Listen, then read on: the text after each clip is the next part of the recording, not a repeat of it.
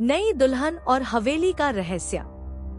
भाग 1, नई शुरुआत। राजस्थान के एक छोटे से गांव सुरजनपुर में शादी की तैयारियां चल रही थी।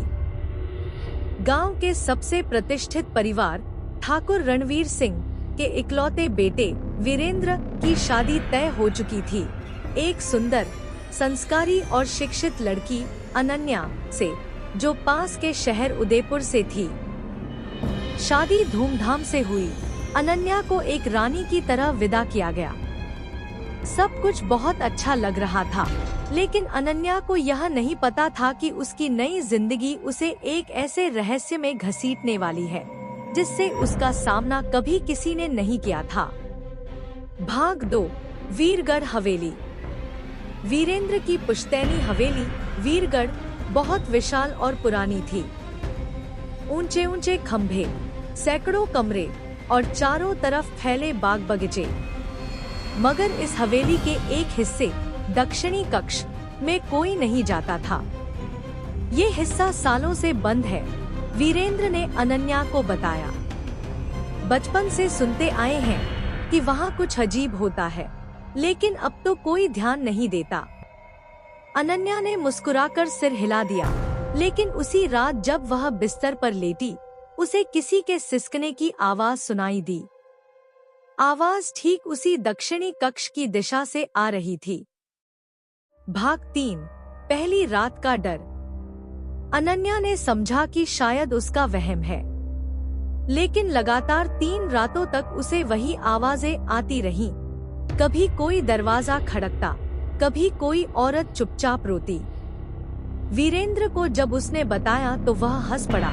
पुरानी हवेली है, लकड़ी चरमरा ही जाती है। पर चौथी रात सब कुछ बदल गया। अनन्या अचानक नींद से उठी। उसे लगा कोई कमरे में है।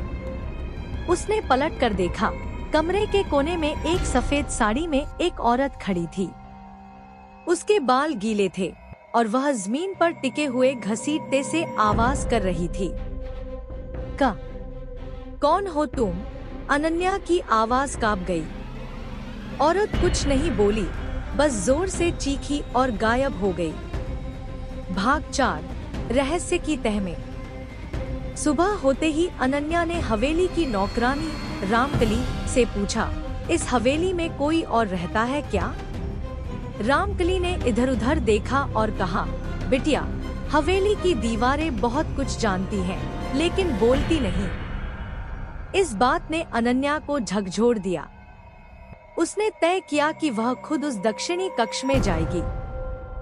भाग 5, दक्षिणी कक्ष। दोपहर को सबके सोने के बाद वह चुपचाप हवेली के उस हिस्से में गई। कमरा जंग लगे ताले से बंद था। बड़ी मुश्किल से उसने ताला तोड़ा। जैसे ही दरवाजा खुला, एक तेज ठंडी हवा का झोंका आया। कमरे में सब धूल और जाले थे, पर दीवारों पर कुछ पेंटिंग्स थी, जिनमें से एक पेंटिंग देखकर अनन्या सन्न रह गई। पेंटिंग में एक औरत थी, उसी जैसी, बिल्कुल वही चेहरा। नीचे नाम लिखा था, राधिका, 1921। भाग 6, डायरी का सच। कमरे में एक पुराना संदूक था। उसे खोलने पर अनन्या को एक पुरानी डायरी मिली। पन्नों में लिखी इबारतें कांपती हुई थी। मैं राधिका हूँ। मेरी शादी वीरेंद्र के परदादा से हुई थी, पर यहाँ मेरे साथ धोखा हुआ। मुझे एक कमरे में कैद कर दिया गया और जिंदा जला दिया गया। मेरा दोष? मैं किसी और से प्यार करती थी। अब मैं हर दुल्हन से इंसाफ मांगने आती हूँ। अनन्या की सांसें रुक गई। राधिका की आत्मा अब हवेली में भटक रही थी। भाग 7, वीरेंद्र का सच। डायरी लेकर अनन्या सीधे वीरेंद्र के पास पहुंची। उसने पूछा, क्या तुम राधिका को जानते हो? वीरेंद्र के चेहरे पर पसीना आ गया। वो एक पुरानी बात है। दादी बताया करती थी कि एक बार हमारे पूर्वजों ने एक औरत के साथ गलत किया था। लेकिन सब अफवाह है। नहीं, अनन्या चीख पड़ी, यह सब सच है और वो आज भी यही है।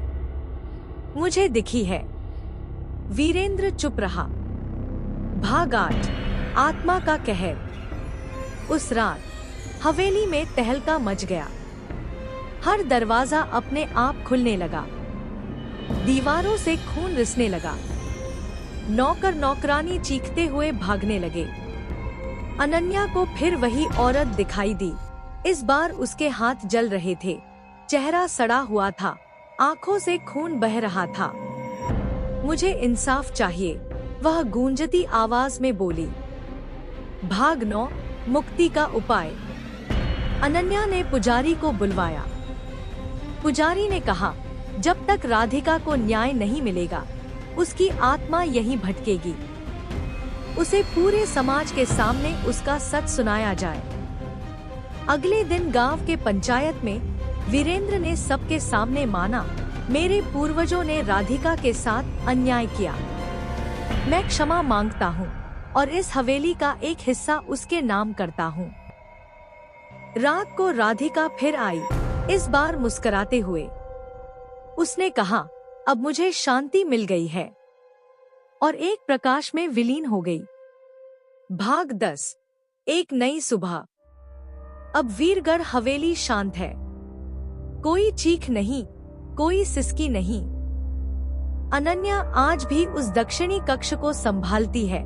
उसने वहां एक मंदिर बनवाया है, जहां राधिका की आत्मा की शांति के लिए रोज दिया जलाया जाता है।